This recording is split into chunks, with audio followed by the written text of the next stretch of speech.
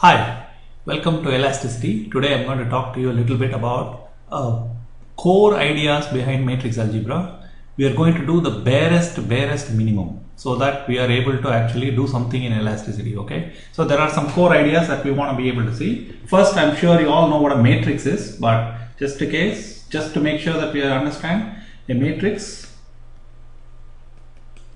is a collection of numbers that is written in a tabular form.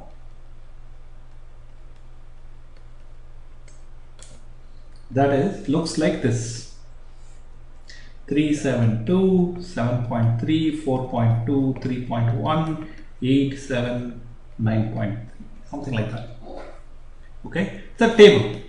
So these will be called, this is row 1, row 2, row 3, column 1,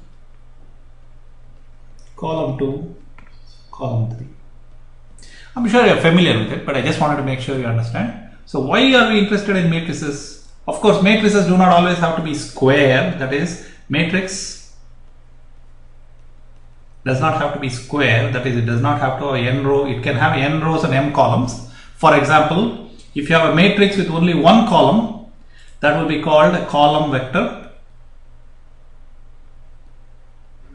That's a matrix with only one column. And a row vector is a matrix with only one row.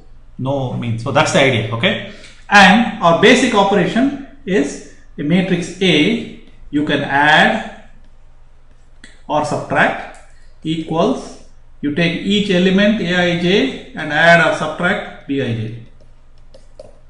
Now do that, right? So that's no problem. So if I have a matrix 2, 7, 3, 1 time plus 7, 3, 4, 3, 7, 2, 1, that will be 3 plus 2, 5, 14, 5, 2. So that's pretty easy, right? The second property of matrices is matrix multiplication. A times B is somewhat complicated. This is row times column.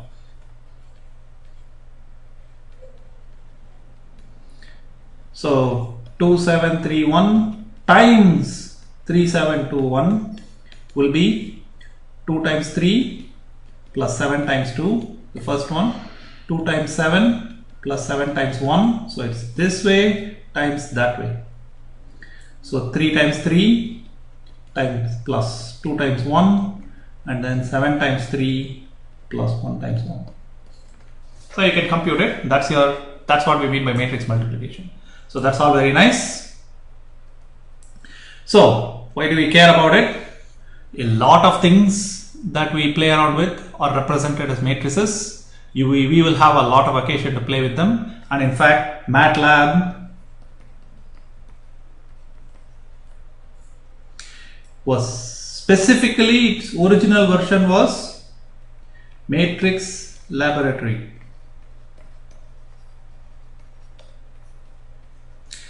And the whole job was to play around with matrices. And so if you get a good idea about how to muck around with matrices, you will get wonderful capabilities and you will do very, very well. So first up, the set of all matrices, all m by m matrices form a nice group under matrix multiplication.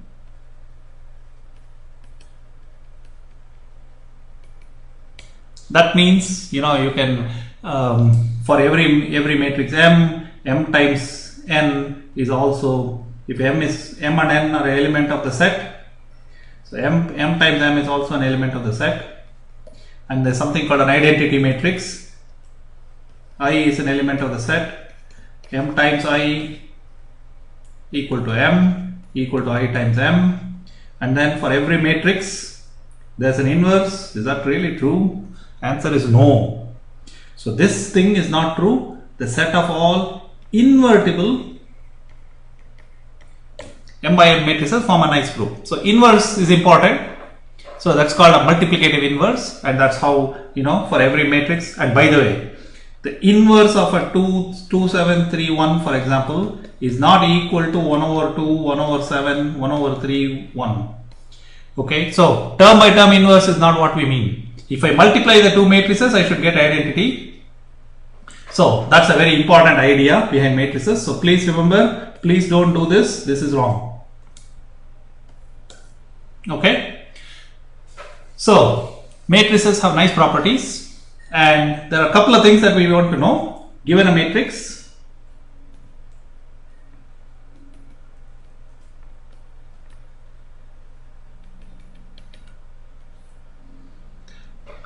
we can talk about determinant of the matrix,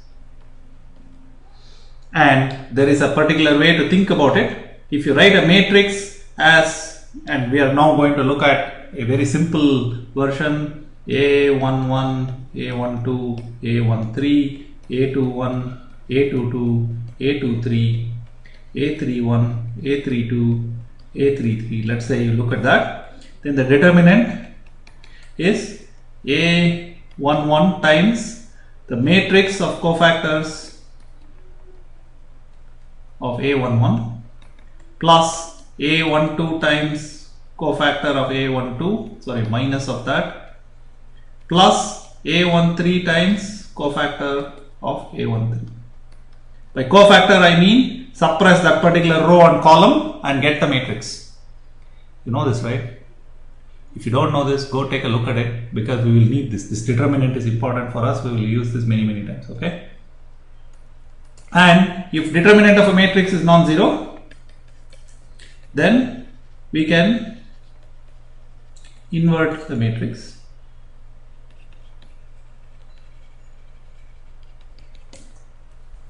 Okay, so these are things that we can do pretty easily. Okay, so if you want to know how to invert a matrix, it's kind of a painful thing to find out. It's actually the solution to a set of linear equations, so that's a real problem. So we will now talk about linear equations.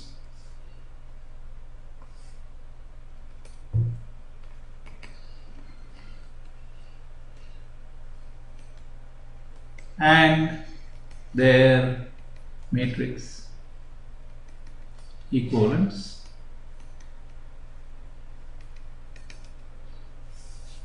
So if I give you an equation 3x plus 4y equal to 7, 8x minus 9y equal to 8, you can rewrite this as a matrix equation. 3, 4, 8 minus 9 times xy equal to 7, 8. You know this, right? Very good. So you can actually solve this as a set of linear equations. There's a way to solve this. I will not worry about that. If you solve this, you will get the solution xy. In fact, inverse of a matrix is the solution to a matrix equation.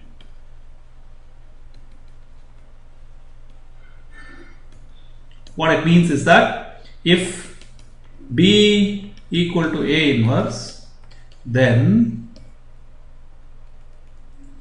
A times B must be equal to identity. So what I mean by that is, if I want to find the inverse of this 3, 4, 8 minus 9, I want to multiply it with its inverse, which I will call B. So this will be B11, B12, B21, B22 equals, so if I multiply it, if this is actually the inverse of this, the multiplication should give me 1, 0, 0, 1. You will see I'll get 4 equations for 4 unknowns. You can, in fact, you can do this in a very nice way. 3, 4, 8 minus 9 times B11, B21 will give you 1, 0, and then the same matrix 3, 4, 8 minus 9 B12, B22 will give you 0, 1. So like that you will get the same matrix equation repeated again and again, and each time will give you a different column. and so you can find the inverse. Okay, again, inverses are a pretty nice thing. Very good. Now we are going to talk about special matrices.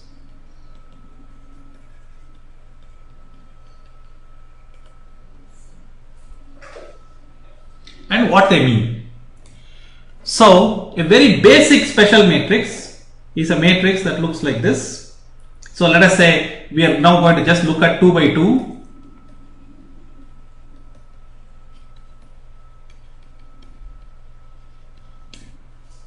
Okay, special or basic special matrix is this. So what does it do? Well, what is the special matrix? So we find out what a matrix does by operating on a vector and seeing what is the result. So let us say I operate it on A, B. What does it do? It will give me A, 0. Can you see that? Multiply it out and see. So what does it do? Let us see geometrically what it does. So it's a xy plane. Here is my vector. So A, B. Right? So what does this matrix do? 1, 0, 0, 0. It will take this vector and squish it down like that. So can you see that? It will do A0. So it's a projection onto x-axis. Let's look at this matrix. 0, 0, 0, 1 times AB equals 0B. Can you see that? What does this do? This will be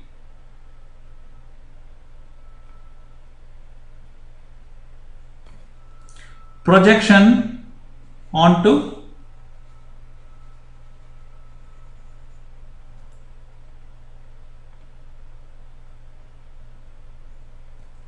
this will be projection onto y-axis.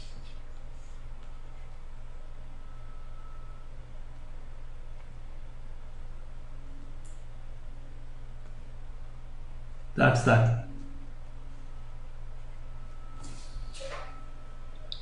Okay, so these two matrices are very nice. Now let's look at another very nice matrix.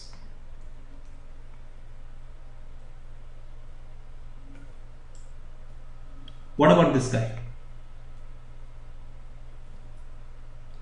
0, 1, 0, 0 times AB. What does that do? This will give you B0. So what is this doing? Is it obvious to you? I can think of it as 2 steps, right? So first step, it does project. That will give me, unfortunately, this will give me 0B. Then it will take it and rotate it until it comes to that way, B0.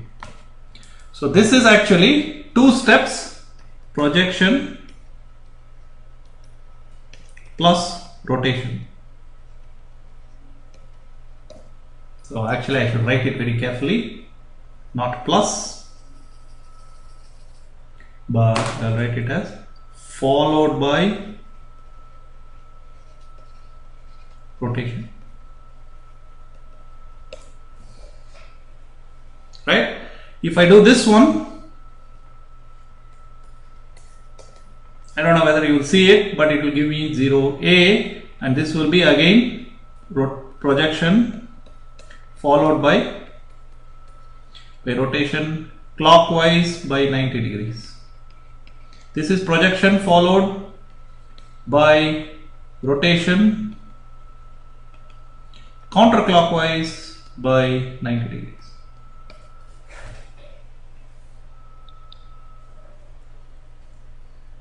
Right? That's what it does. So these 4 matrices 1 0 0 0 0 1 0 0, all these things, what they do is they either simply project or they project and rotate by 90 degrees, one way or the other. Okay, now you can take any generic matrix A, B, C, D and write it as A times 1 0 0 0 plus B times 0 1 0 0 plus C times 0 1 0 0 plus D times 0 0 0 1. So what does this do? Project X. What does this do? If you remember this, this is project in the Y direction, rotate 90 degrees clockwise. This one project X followed by rotate 90 degrees counterclockwise. This is project Y, and these are scale or weights. So a generic matrix, what it does is it does a combination of two things to vectors. It projects combined with some rotation times some scaling. So it has three things: some combination of rotation, projection and scaling. That's what it does. Okay, take a vector, project it down to one of the axes, rotate it to some other axis and then scale the thing. That's what it does. Okay, and a combination of these things gives you the resulting action of a vector, of a matrix on a vector. Okay, so we got some idea of these kinds of things. Now we will look at types of matrices.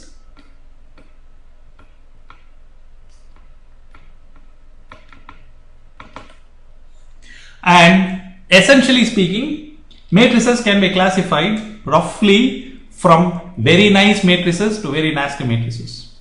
Okay, this is a very unique, mathematically precise, very mathematically precise quantification. But the idea is there are some matrices which are very nice and there are some matrices which are pretty nasty.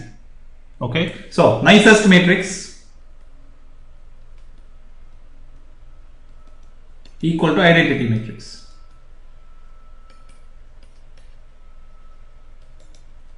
So that's 1 0 0 0 1 0 0 0 1. Very nice, very simple. They're very nice. Okay, because it does nothing.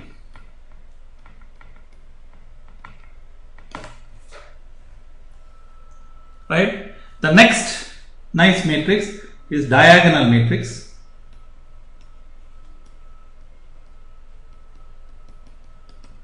This is pretty nice. The diagonal matrix has A 0 0 0 B 0 0 0 C. This is very nice, and all it does is scaling. Okay, it does not do any projection. It does not do any any rotations. You can just think of it as purely scaling things. You cannot ask for something that's nicer. It's very simple, and the scale factors are A, B, C. The nice thing is its inverse is very easy. It is just 1 over A, 1 over B, 1 over C, all the others 0. So notice this is the only matrix, this is the only kind of matrix for which the inverse is 1 over the numbers. Okay, this is very nice. Okay, so diagonal matrices are nice. Then we come to slightly worse matrices. The first one is what is called a symmetric matrix.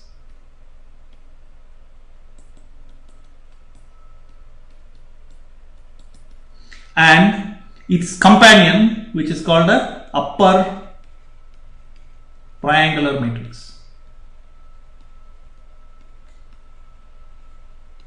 These two things have equal level of complexity. For certain properties, symmetric matrices are better. For other properties, upper triangular matrices are better. And what a symmetric matrix means is all its off diagonal terms are equal to each other. That is, corresponding off diagonal terms, row, column, column, row are the same.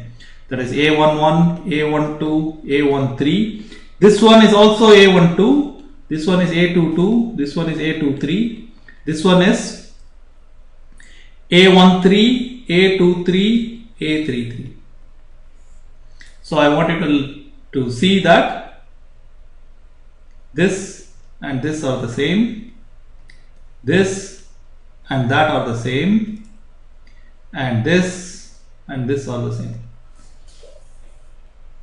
right? So it has only 6 independent components.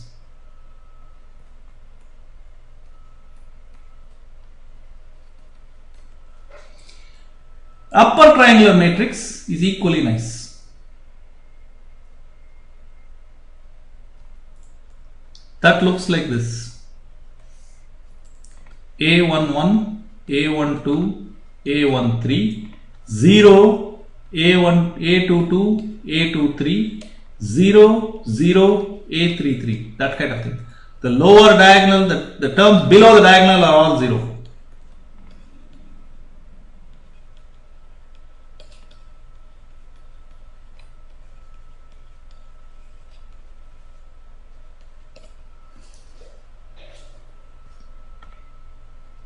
Terms above the diagonal can be anything you want.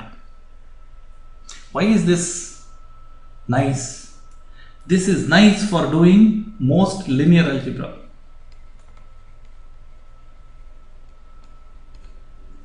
If you want to solve matrix equations, this is the best, because I'll show you: A11, A12, A13, A22, A23, A33 times XYZ equal to B1, B2, B3. What's so nice about it? You can see A33 times Z equals B3. So Z equals B3 over A33.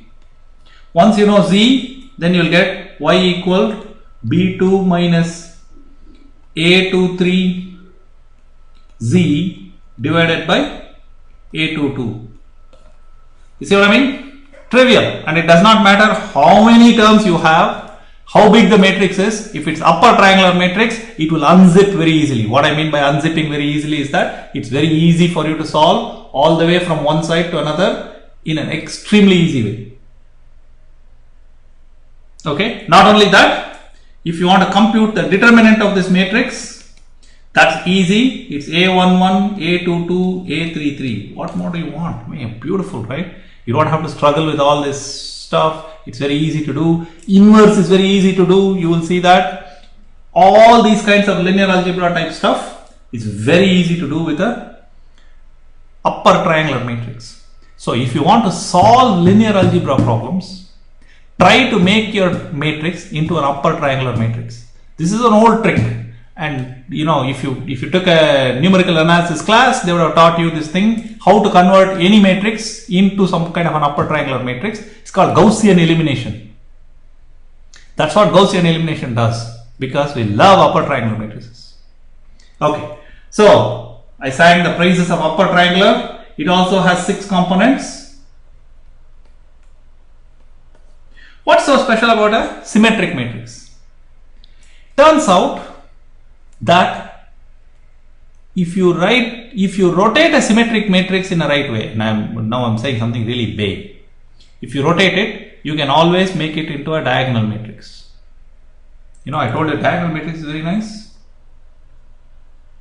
So a symmetric matrix is a close relative of a diagonal matrix. So symmetric matrices have very nice properties, and they are useful in their own way. Most of the stuff that we are going to do have to do with symmetric matrices, although upper triangular matrices will also play a role, but we love symmetric matrices. And I'll show you in a second why we like them. Okay, so these two are the next nice matrices. Then we come to what are called, so suppose the matrix is not symmetric, is not upper triangular. What's the next nice matrix? These are usually called diagonally dominant.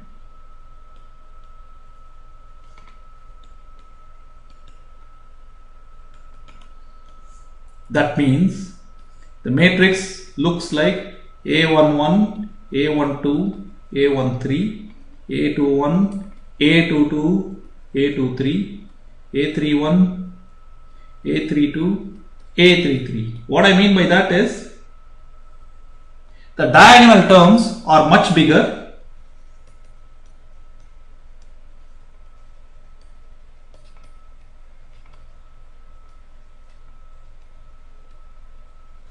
than the sum of the diagonal in the same row or column. That means A22 will be bigger than A21 plus A23. It's also bigger than A12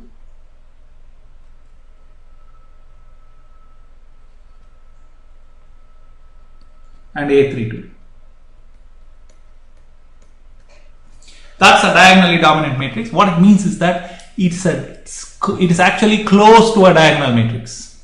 So the previous one, think of the previous one, the symmetric matrix as a diagonal matrix is relative. I haven't told you exactly how it's related, but it's relative to that.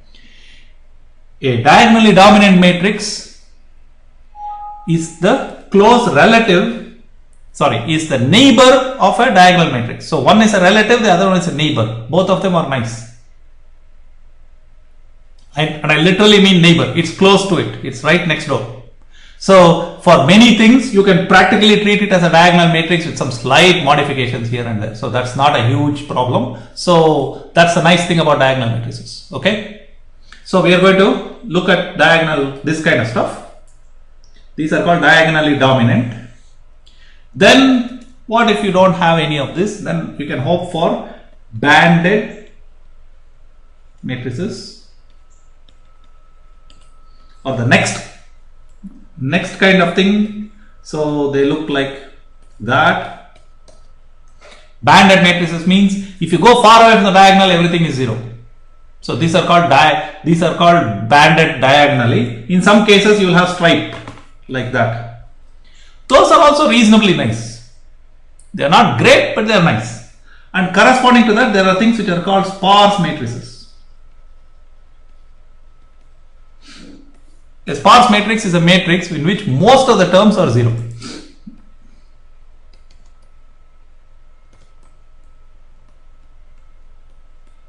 And their primary use is in the fact that many of the situations in which we deal with large scale problems will have sparse matrices, and MATLAB and other computer programs will be able to do efficient operations with sparse matrices. They will be fast. Okay, so that's the deal. Then we are now in the land of the, now there's one more matrix which is nice, which is called an orthogonal matrix.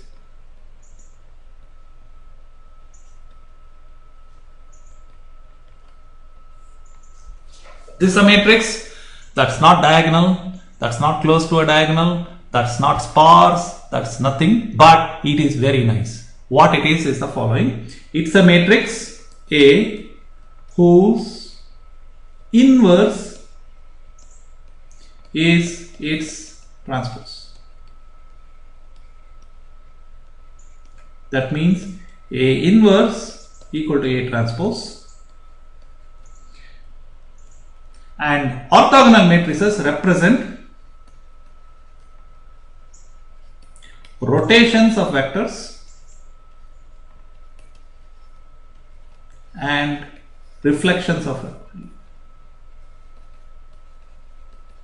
What it means, I told you, right, that vectors, the matrices tend to stretch and rotate vectors around.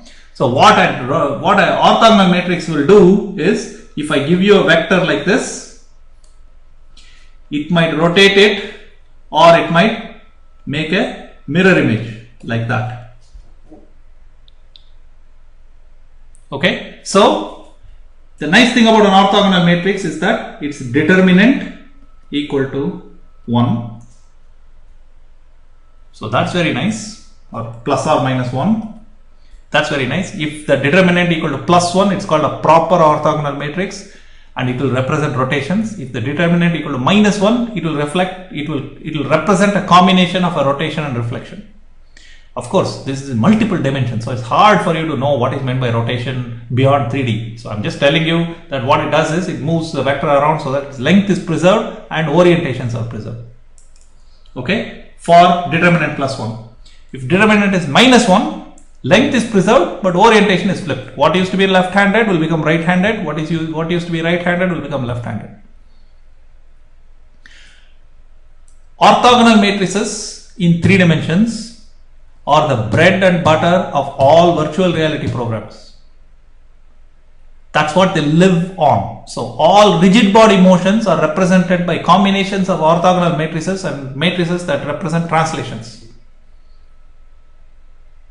Okay, and all of the things that you see with all your video games are based on that. So very useful, very widely useful, and very powerful. So this is why this is a special class. Okay, and we will have reason to use orthogonal matrices as we go on, we will see. And now we come to the really nasty ones. So all the nice ones are over. The nasty ones are what are called ill-conditioned matrices.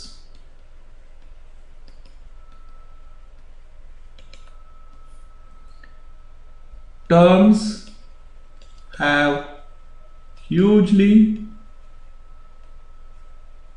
different values, different magnitudes.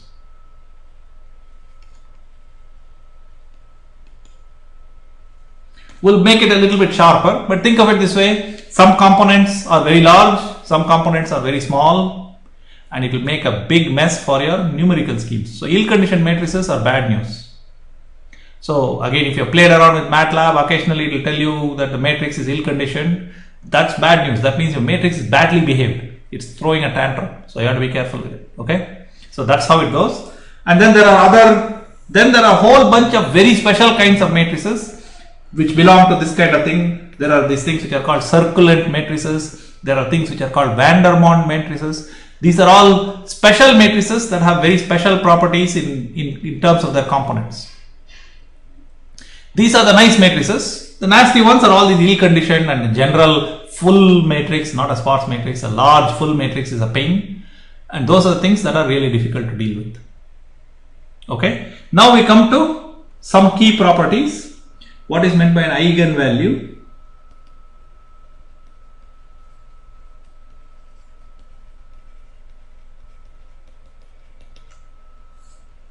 And an eigenvector.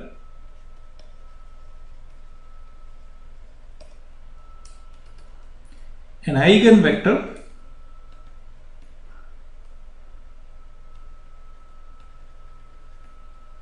is one which is not rotated at all, but only scaled. What do I mean by that? If I take a matrix, let's say 3, 0, 0, 1, and I multiply it with a vector 4, 3, you'll get a new vector, right? 4 3s are 12,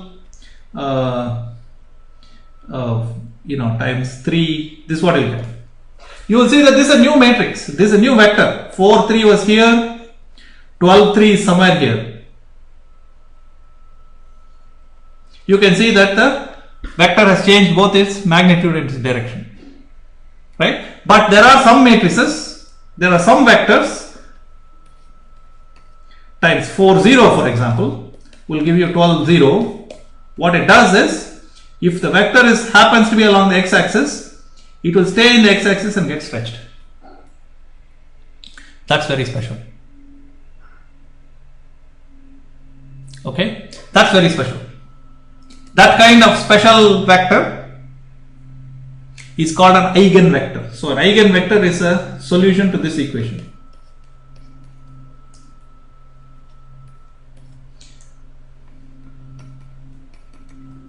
And those things, the vectors that solve this equation are called eigenvectors, and these are called eigenvalues.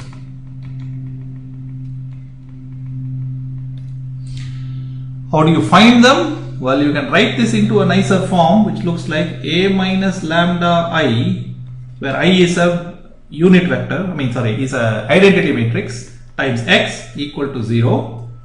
That means determinant of A minus lambda I equal to 0.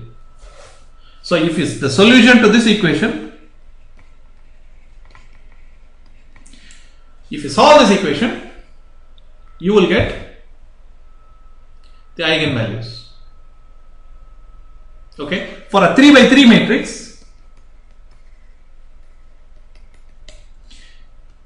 A, determinant of A minus lambda I will look like, if you expand it out, you will get a polynomial, cubic polynomial.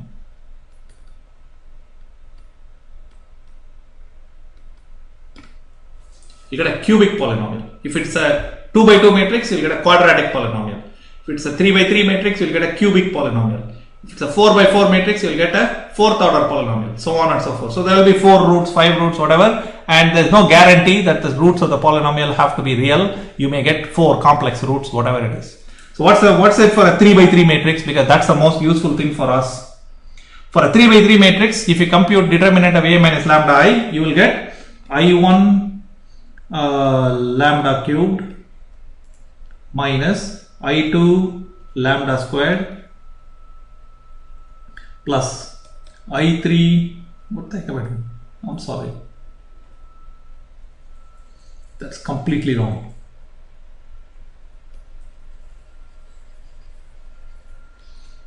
You will get minus lambda cubed plus I1 lambda squared minus I2 lambda plus I3 equal to 0. You got a cubic equation, I told you, right? So what are these I1, I2, I3? I1 is A11 plus A22 plus A33. This is sum of the diagonals.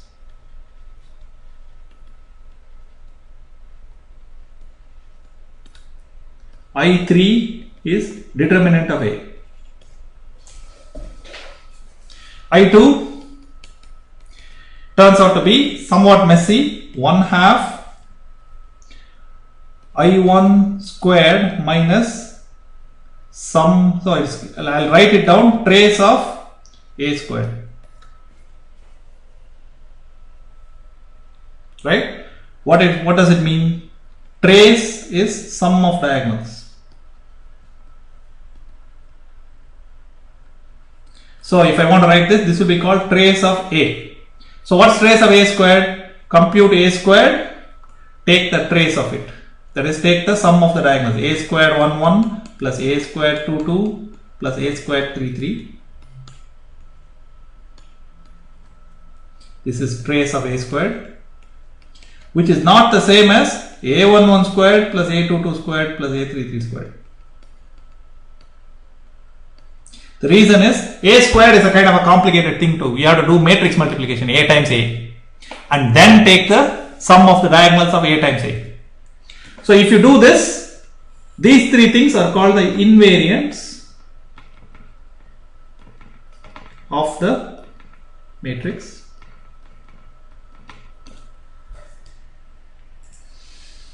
So those are called the invariants. We got the idea of what is meant by eigenvalues and eigenvectors. Now we come to some key results.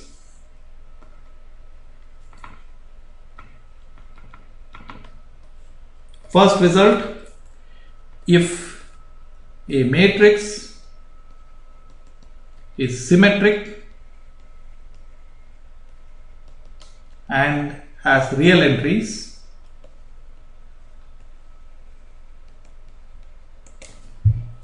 what it means is that none of the entries are complex, then its eigenvalues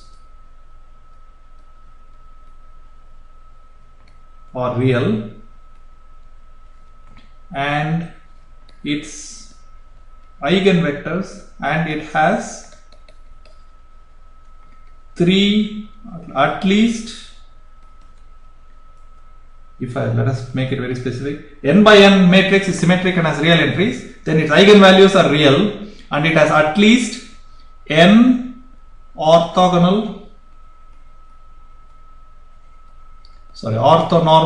eigenvectors.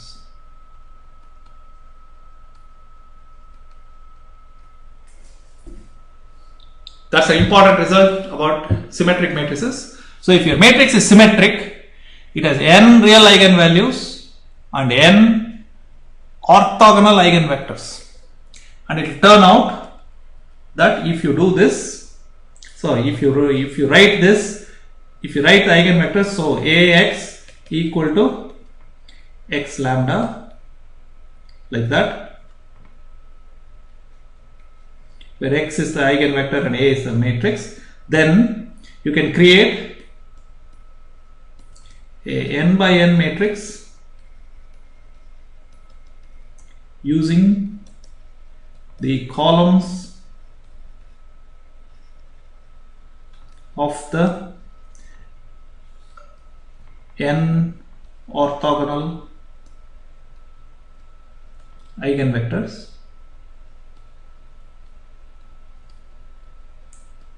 That is, Q will be x1, x2, x3, like that, xn. Then what happens is, if you do Q transpose AQ, you will get lambda 1, lambda 2, lambda 3. You will get a diagonal matrix.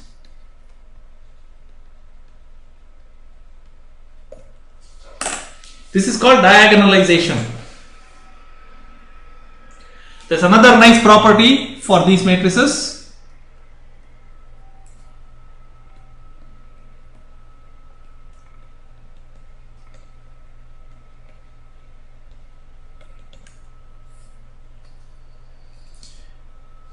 If you look at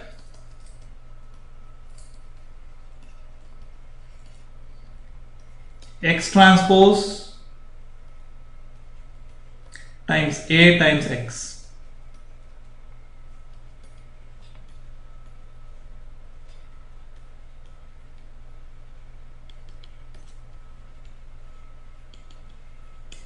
so if you look at real symmetric matrices and you find x transpose A times x, you will get a number.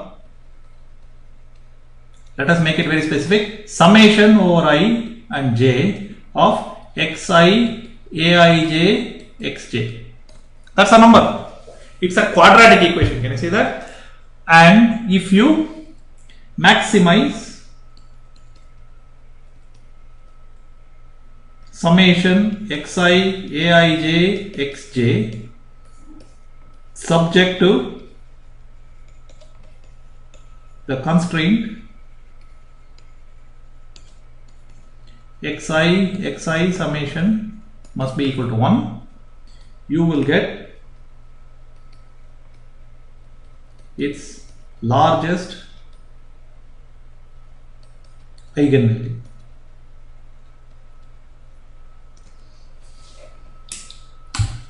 That's what you'll get. If you maximize this, you'll get its largest eigenvalue. Okay, so we talked about eigenvalues. We talked about different kinds of matrices, symmetric matrices, talked about upper triangular matrices, we talked about how to do matrix multiplication and so on, talked about different kinds of nice matrices, orthogonal matrices, all of this. So these are very, very nice properties. Then we'll look at a general matrix. So if you take a general matrix, let us say I take A11, A12, A13, A21, A22, A23, A31, A32, A33. You can always write this as the sum of a symmetric matrix and a skew symmetric matrix. How do you do that? You write A11, A12 plus A21 over 2, A13 plus A31 over 2. Same thing here.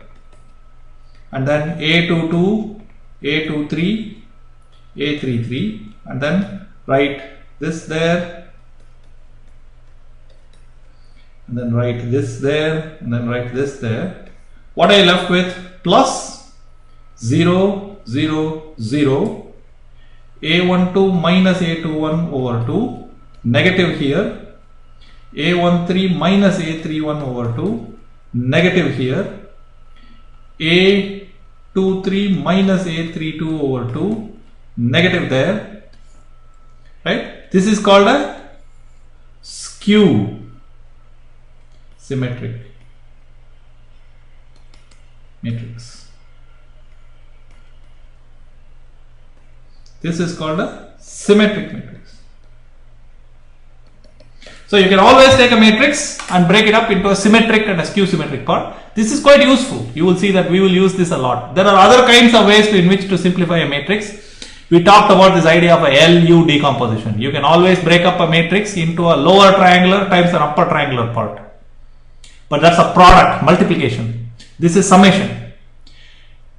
You know, and as you get more used to matrices, there are some special things that we can do with special matrices, and as we get to it, we will see how that works. Thank you.